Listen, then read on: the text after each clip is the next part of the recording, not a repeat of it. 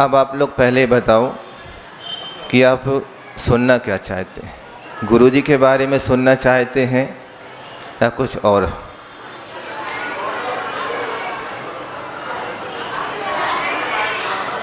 दोनों के बारे में? ठीक है, तो दोनों के मैं सुना। पहले किसके में सुनना जी बता दूं? पहले गुरुजी के। तो ध्यान से सुनना जो मैं कह रहा हूँ। सुन सकते हो?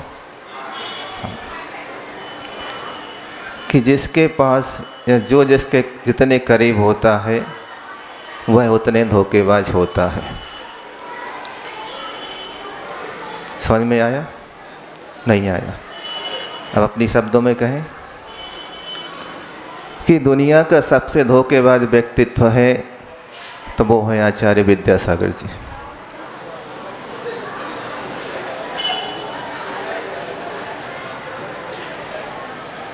समझ में बात आई? नहीं आई? समझना चाहते हो? अभी महाराज ने आपको धोखे बता दे 4 धोखेबाज कौन कौन से होते हैं। एक शरीर धोखेबाज है, संपत्ति धोखेबाज है, संबंधी धोखेबाज है और सत्ता धोखेबाज है। ये धोखेबाज तो आपके लिए लौकिक व्यवहार के धोखेबाज हैं, लेकिन वास्तव में देखा जाए तो सबसे बड़े धोखेबाज तो हमारे गुरुदेव हैं जो सबको धोखा दे रहे हैं। क्योंकि मानता हूँ कि ये बात आप लोगों के लिए हजम नहीं होगी, नहीं हो रही होगी किसी के लिए। हो सकता है जिन्होंने पहले सुना होगा उनको पता होगा कि क्यों कहा जा रहा है, लेकिन मेरी नज़र में तो सबसे बड़े धोखेबाज वही हैं। क्योंकि आप लोग सिर्फ शब्दों के ऊपर जाते हैं कि धोखेबाज शब्द क्या होता है, कैसा धोखेबाज है, लेकिन जब उसके वास्तविक अर्थों को देखोगे तो फिर वास्तव में कहोगे कि वो सही में धोखेबाज है। आप बिना अर्थ बताएं धोखेबाज स्वीकार कर लोगे कि बताने के बाद करोगे? बताने के बाद। ठीक है, तो धोखेबाज में पहले देखो आप कितने शब्द हैं, कितने अक्षर हैं। सिर्फ उसमें 4 हैं। कौन कौन से हैं? धो, खे और बाज। ये 4 अक्षर उसमें सिर्फ 4 अक्षरों के अब जब अर्थ में देखोगे आप तो उनके अर्थ क्या होते हैं वो हम बताते हैं। सबसे पहला अर्थ है धो, दूसरा है खे और तीसरा होता है बाज। हो गए 4।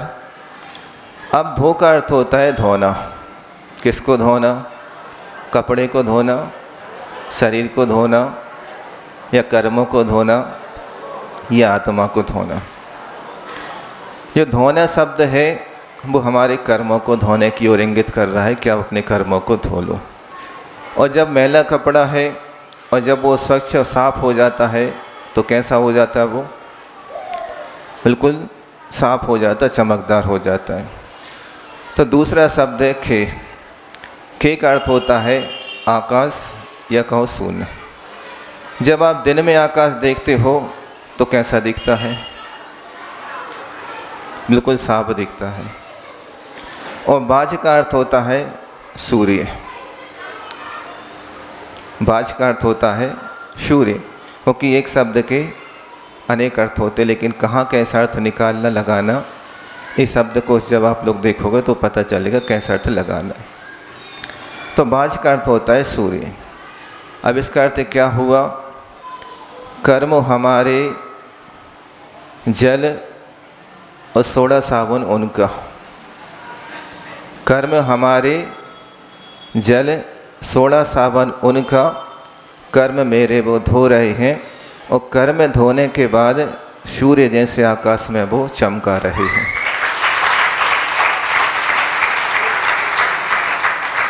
जब सूर्य आकाश में चमकता है तो कैसा दिखता है? क्या दिखता है? सूर्य दिखता है और क्या दिखता है आपको? सूर्य के अलावा और कुछ नहीं दिखता।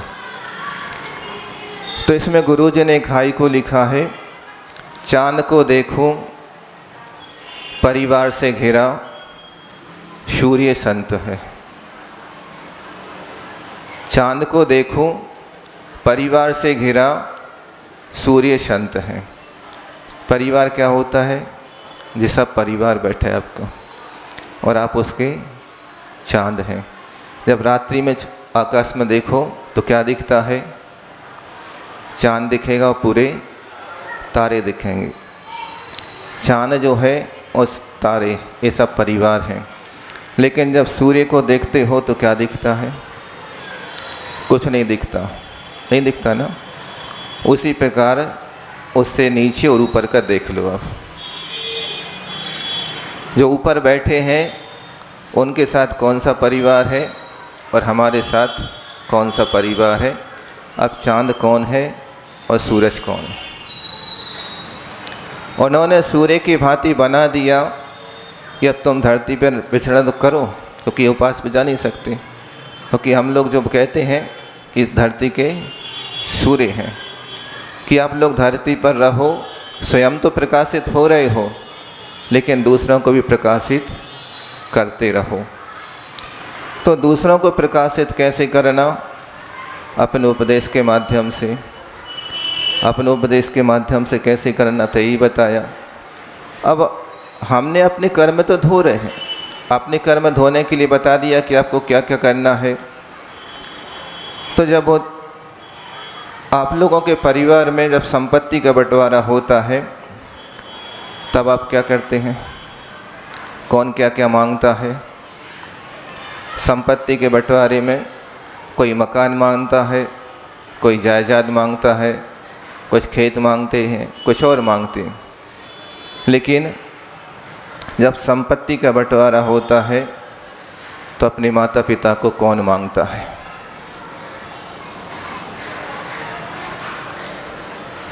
आप दुनिया की संपत्ति तो मांग लेते हो, लेकिन जिनने जन्म दिया उनको कोई नहीं मांगता।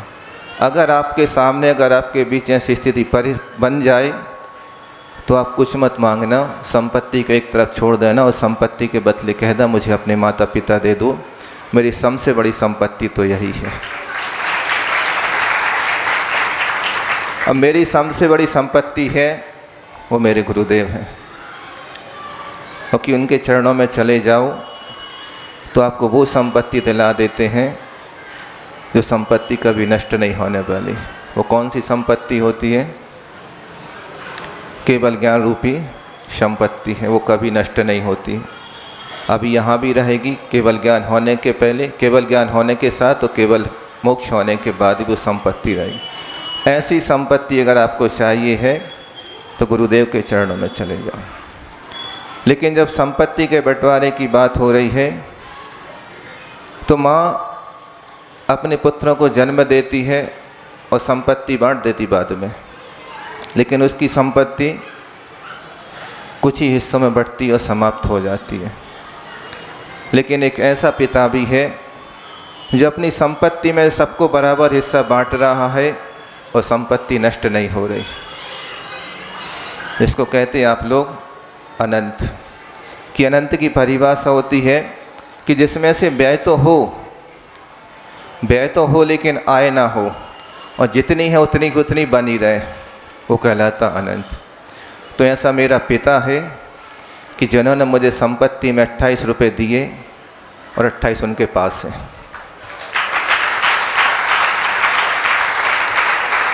इन्हीं के मुझे दिए, अकेले नहीं दिए। उन्होंने समय सागर जी से लेकर नीलेप सागर तक जितने दीक्षित हैं सबको 28 रुपये दिए हैं और उनके 28 रुपये जाके तब बचे हैं। कौन सी संपत्ति अच्छी है? कि बताओ ऐसा कौन सा पिता है जो अपनी संपत्ति से मैं पूरी संपत्ति दे दे, उसके पास भी उतनी बची रहे। लेकिन वो संपत्ति उनकी स्वयं की नहीं थी, उनको भी किन्हीं ने दी थी, उनके पास ही उतनी थी। उसके पहले उनको किसी ने दी थी, उनके पास ही उतनी थी। इस जहाँ से श्रमण परंपरा चली आ रही है उन सबके पास सिर्फ 28 ही थे और आज भी 28 और आगे 28 रहेंगी, ना कभी खत्म होगी ना होने वाली है। तो ऐसे संपत्ति के धारक आचार्य गुरुदेव ने आज का दिन श्रावण शुक्ल षष्ठी के दिन जैसे देखा जाए तो वास्तव में दीक्षा कल्याणक तो उनका है जिन्होंने निर्वाण को प्राप्त कर लिया है, भगवान नेमिनाथ भगवान का।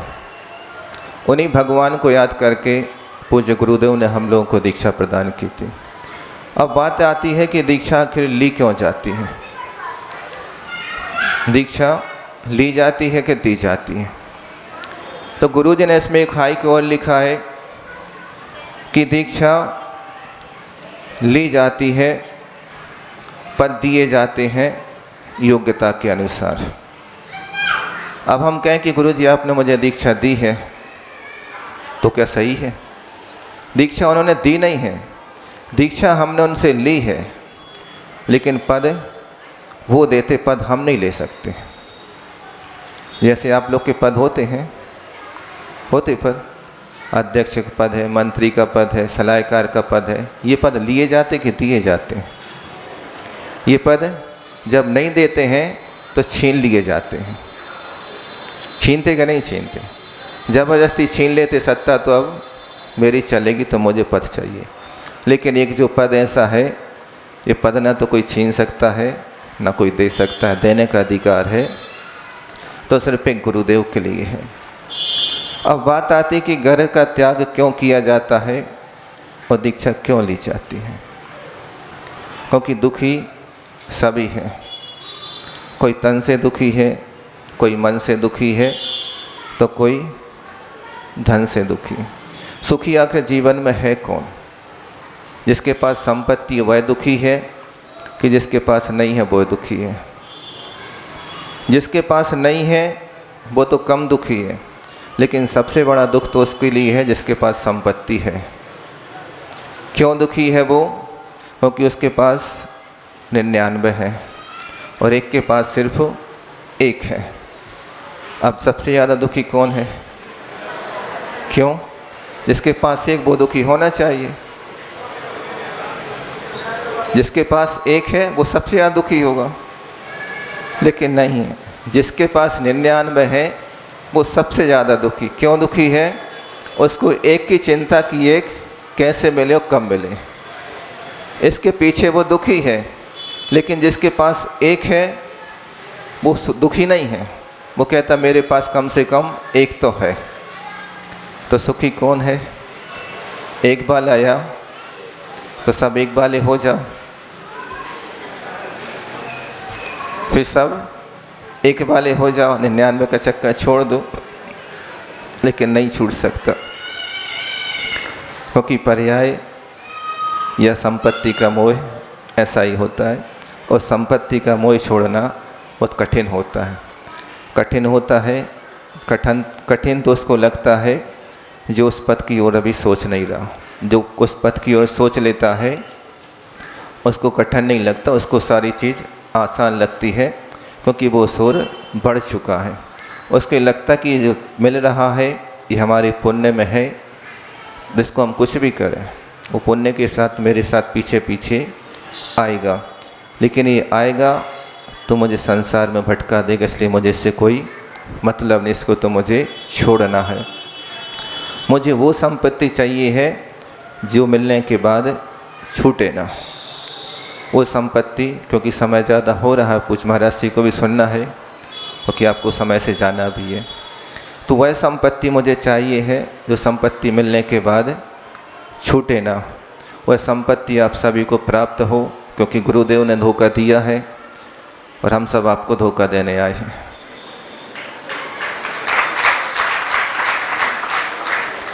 गुरुदेव ने हमें धोखा दिया कि हमारे पास जो वस्त्र थे वो भी छिनवा लिए, वो भी उतरवा दी, उतार दो तुम, कोई काम के नहीं तुम्हारे।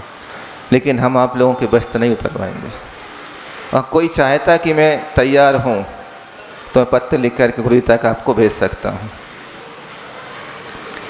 तो आप लोग, हम लोग धोखा देने आए हैं और सतर्क रहना। लेकिन फिर बाद में मत कहना महाराज आपने मुझे धोखा दिया है।